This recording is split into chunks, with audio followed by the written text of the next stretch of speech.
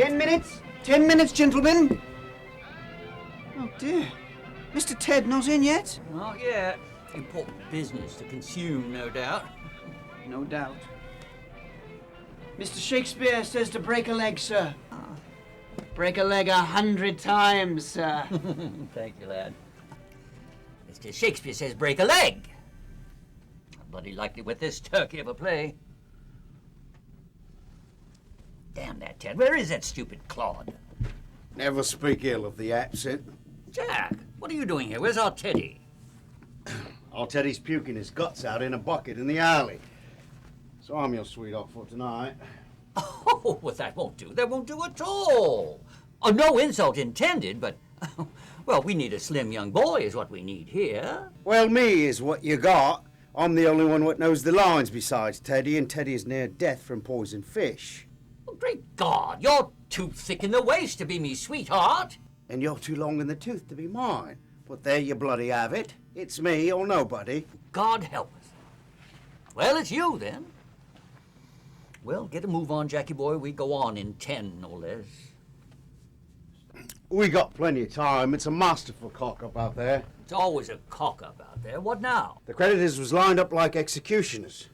One of them pulled Mr. Burbage's boots off without a buyer leave and put his feet to the fire. Oh. God is my witness.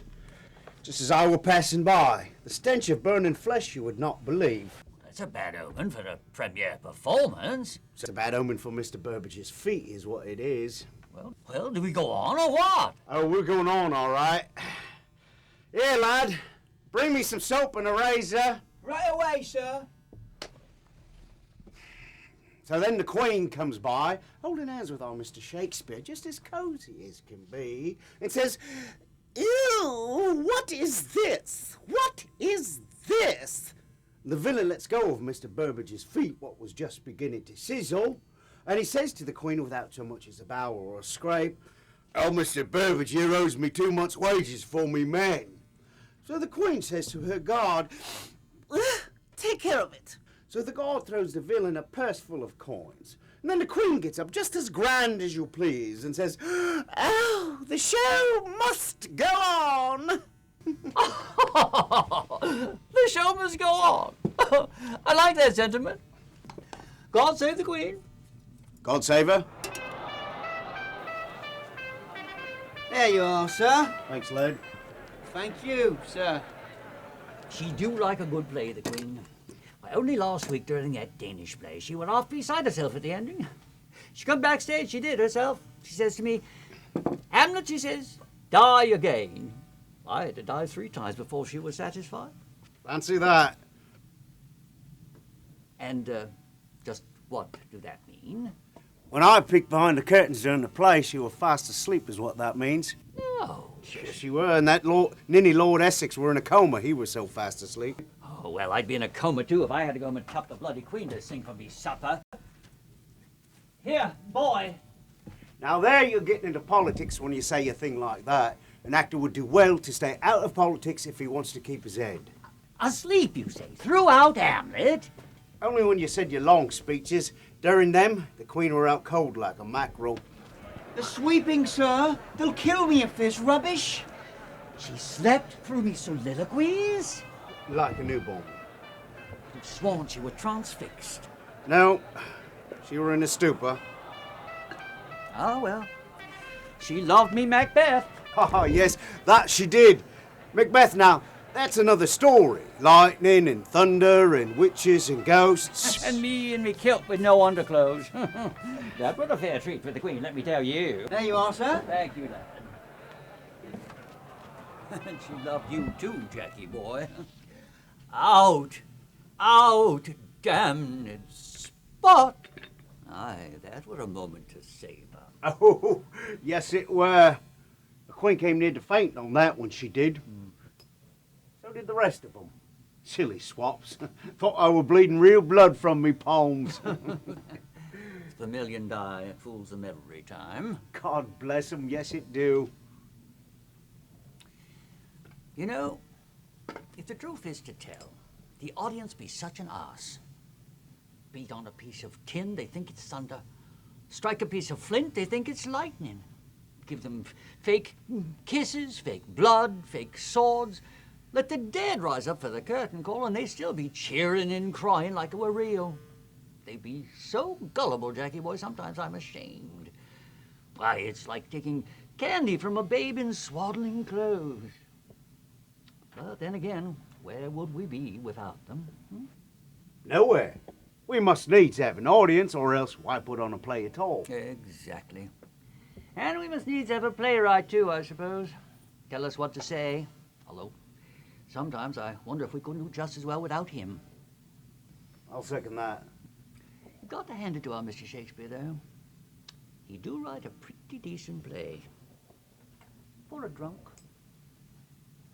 Just between us?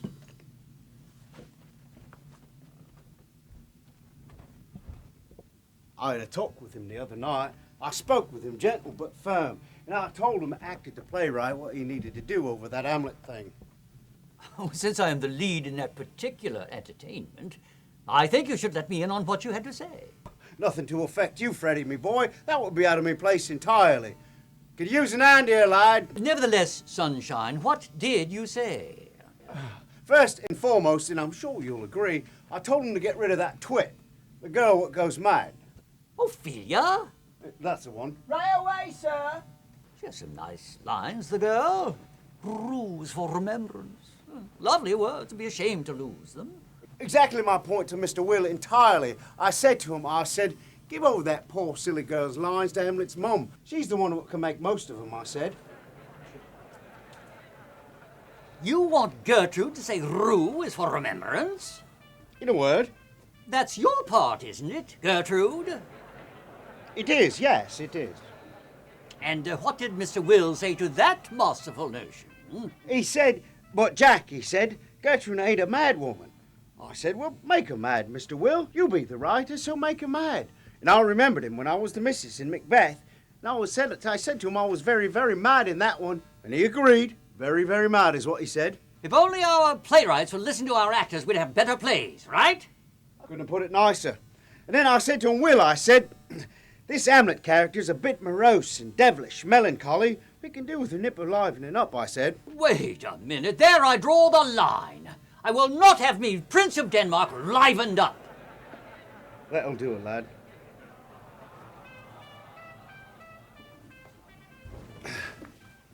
You don't know what's good for you, Fred. You're simply deluded. That prince of yours is a strange and ghoulish prince. Nobody likes him, not even his mom. So I said to Will, make him an actor. Everyone loves an actor. We bring a bit of merriment into the world and the stage being very much alike, I said. God almighty, Jack, you rewrote the man's play for him. And he thanked me for it. He kissed me full on the lips, he said. Jack, you be a genius. The world and the stage do be very much alike, or words to that effect. He kissed you full on the lips? I just got finished saying so. Well, then the rumours about him all be true, wouldn't you say? I guess they be, now that you make mention of it. Well, what about me Hamlet, then? Am I to be an actor with a crazy mum? According to that kiss, I would say so. But here, and I hope you'll keep your shirt on, I did suggest he turn that shilly-shally speech of yours over to me own Gertrude, being now she's the one what's gone mad. Shilly-shally? You told Mr. Will to give you me to be or not to be speech? Have I got that right? After I stabbed the old man what's in hiding, yes, I can hear myself saying it. To be or not to be, Gertie, old girl, that is the question. Well, let me tell you, if that perverted playwright takes away one word of me to be or not to be speech, I'll dunk his head in a bucket of lye and I'll cut off your pecker and feed it to the monkeys. Is that clear, do you think, Mr. Jack? I've made you angry. Anger is not in me character.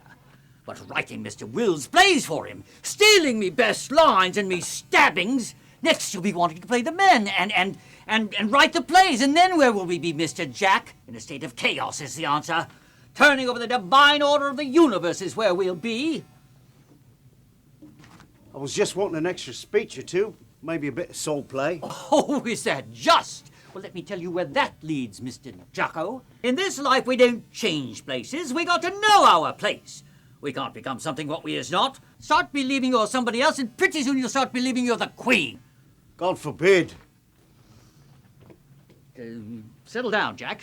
Have a drink. You'll be completely out of line here. 10 or 12 years from now, no one will remember me or you or Mr. Will Shakespeare either, for that matter. We'll all be dead and gone and forgot. Most likely the Queen as well. So be cajoled. Stay who you are and enjoy it. You're a sweet fellow, Mr. Fred. You make sense out of nonsense, and that's the truth. 1 minute, gentlemen. Tell me, how's that? Be they even? The right hangs lower than the left, a parcel. Well, there you have it. Oh, quite a lovely matching pair, if I do say so. It's a bit of a tight fit. That Teddy's too small by half. He makes a lovely girl. He speaks the part very sweet. You want a bit of sweetness?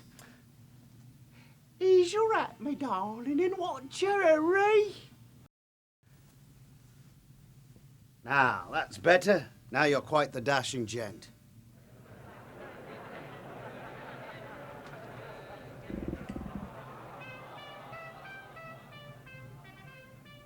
Shall we say our lines, Jackie boy? Get in the mood of the poor bloody play? Be a good fellow and set the scene for us. Places, gentlemen!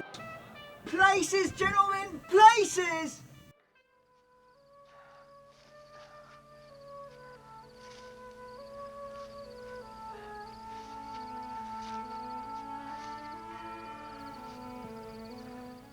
We're in a courtyard. A dimly lit courtyard. The city is Verona. The young lover climbs over a wall and jumps to the ground below. His beautiful lady stands above him on a balcony. Soft, what light through yonder window breaks? It is the east, and Juliet is the sun. Oh, arise, fair sun, and kill the envious moon. Mommy. She speaks. Oh, Romeo, Romeo, wherefore art thou, Romeo? Deny thy father and refuse thy name, or if thou wilt not, be but sworn, my love, and I'll no longer be a Capulet.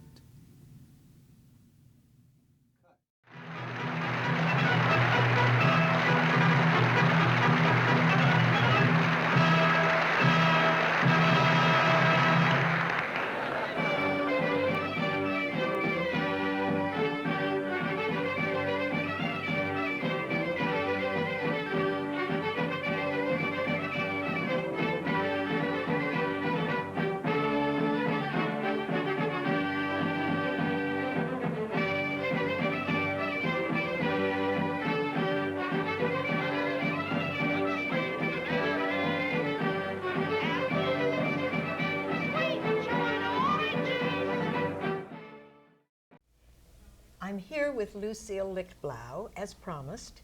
She is the author of Break a Leg, the play you've just seen. So, Lucille, the play is delightful. Really delightful and original and funny, and such a departure from your previous play. Yes. Because we should mention that your play, Another Story, was the competition winner last year. Yes, it was. So let me ask you this. How do we get from this delightful domestic comedy, which was Another Story, to Break a Leg and these Shakespearean actors? Where did the idea come from? What got your juices going? Well, there was another play competition, and they had a theme. And the theme was the body. You could do any part of the body, or the human body, or a body of water, or whatever. And I was coming up with nothing. Nobody. Nobody. And one night, I had just a sleepless night, and I was sort of saying to myself, this is it. You've got to come up with something. And I was tossing and turning, and I had this crazy notion of a male ballerina having a baby. And I said, no, no, that's no good. And then all of a sudden I thought, but But men used to play women's parts, and then they had to dress the part, and they had to change from a man into a woman. That's a body. And then I all of a sudden, I just had Jack and Fred. Isn't that amazing? Yeah, it is. Isn't it is. That's just Yeah. amazing. It was such fun. It really was such fun. And then it just sort of came. Yeah, they popped into my head, and I woke my husband up and I said, "How about this?" And he said, "Well, this better be good." Yes. Because it's 2 o'clock in the morning. And That's so interesting. From a ballerina having a baby, I think that's really remarkable. Break a leg. We say it all the time in the theater. You know, we wish it really means you're wishing people good luck. Yes.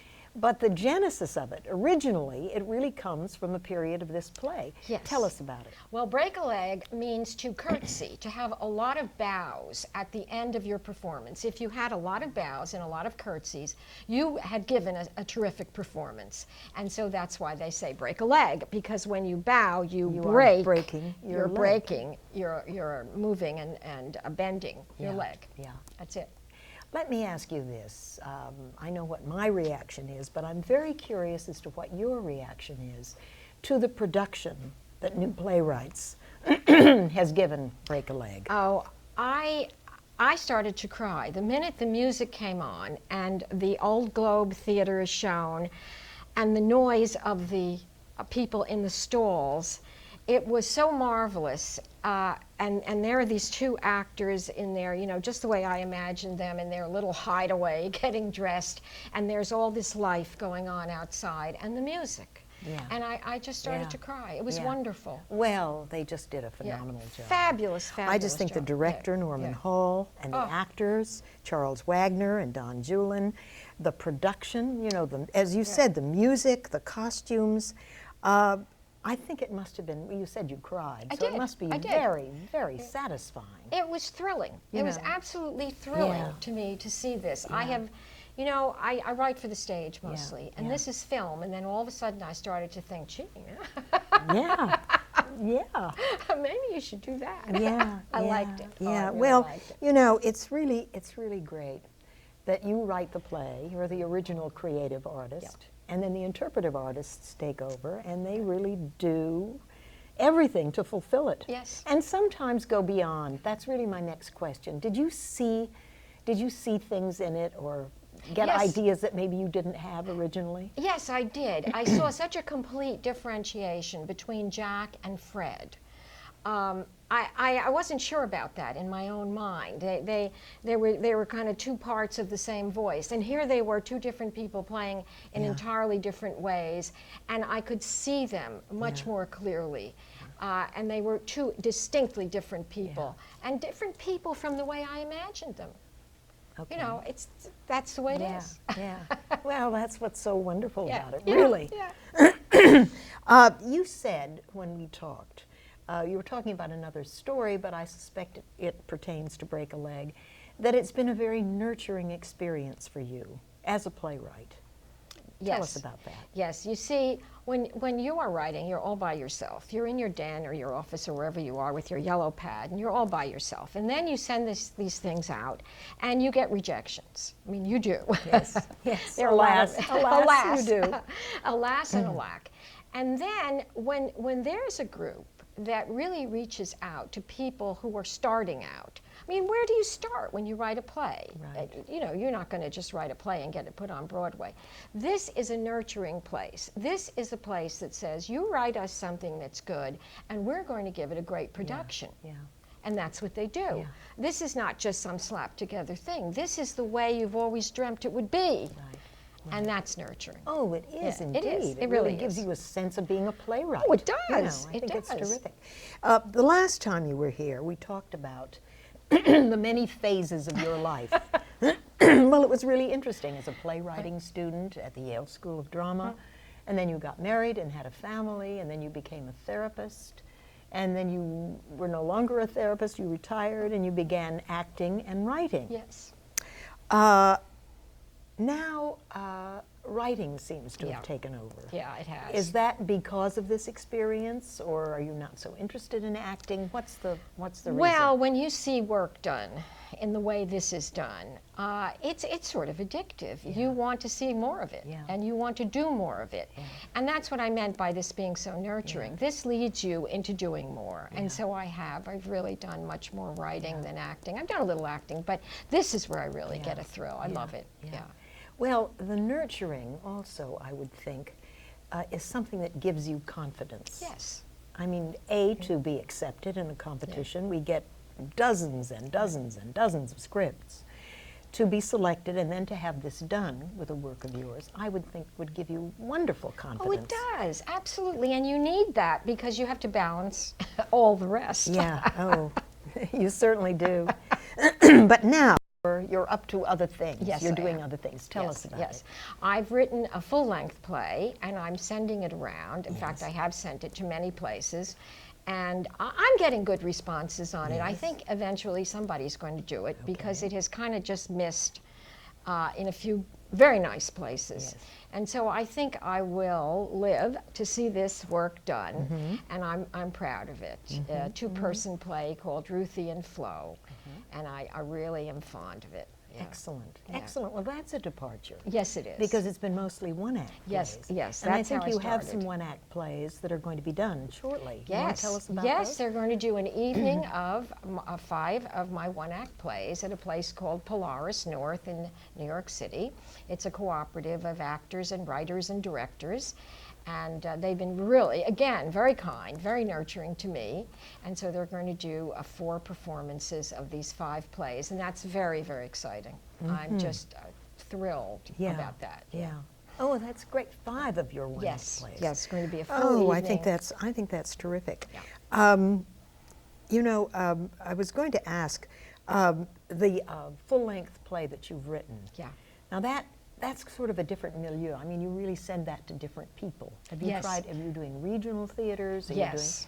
All of the very nice regional theaters in Chicago and in Seattle and down in Washington, D.C. and various other places. And, you know, as I said, I get really good rejection. Yes, that was what you said to me. I really hoped you'd tell us that. You send it to very nice theaters and you get very nice I get rejections. very nice rejections, the best, Yeah. the best. We love your work. We Yeah. think it's wonderful, but we can't do it because we have a similar play, because. So I think eventually, Yeah. you know, the last sentence will be, and we will do your best. Yes, that would be great. Your attitude is wonderful. Let me ask you this. Is there something that characterizes what you write? Is there maybe a through line? Is there something that characterizes what you choose to write about? Well, you know, it's hard to say. Every once in a while, something will really grab me. I heard about a woman who was looking for her natural mother one day. She was telling us this story that she ought to really go looking for her natural mother. She was adopted. Something about that got to me, and so that was one of my one-act plays. I never know, you know, what it's going to be. I'll hear some story somewhere. I think that's how a lot of people proceed. You read something in the paper, something talks to you. Yeah, yeah. And later, you figure it out, what it was. Yeah. At the time, you never know. Yeah. You just say, okay, I'm going to go with it. Yeah. It's interesting, and I think with writers who are good, and I include you in that category. Thank I think the idea probably comes, and then you have to find a way of making it uniquely yours. Yes. You know, to yes. avoid the cliche or to whatever Yeah. it is to, Oh, make sure. it, to make it uniquely yours. But it would seem to me that there's some kind of human quality, just from what I've seen, that is at the heart of what you write. It's There's always something. about people connecting Yeah. in one way Yeah. or another. I'm not, you know, I don't have a soapbox or anything like Yeah. that. It's just I like to see mainly two people out there, and what do they make of one another? Yeah. I think that's the challenge. That's Yeah. very exciting Yeah. to Yeah. me. Yeah. I love that. Oh, well, then there, you've said it. See? That's what appeals to you. That characterizes it, really does. I mean, some people go in an entirely different direction. Let me ask you this. If your best wish were to come true about your career and your writing at this time, what would it be? Well, I guess it would be to see that full-length play done Yeah. with two really splendid actors. And a very good director. And a smashing 'Cause we director. know what that does. We know what that does, right. That would be wonderful. Well, listen, I hope the next time we meet that will have happened. Okay. And we can talk about that full-length play. Yes, very So, good. thank you very much, Lucille Lichtblau, for this time and for Break a Leg. And I wish you, with your new play, that you break a leg. That's really it. I'm Shirley Romaine for New Playwrights. Thanks for joining us.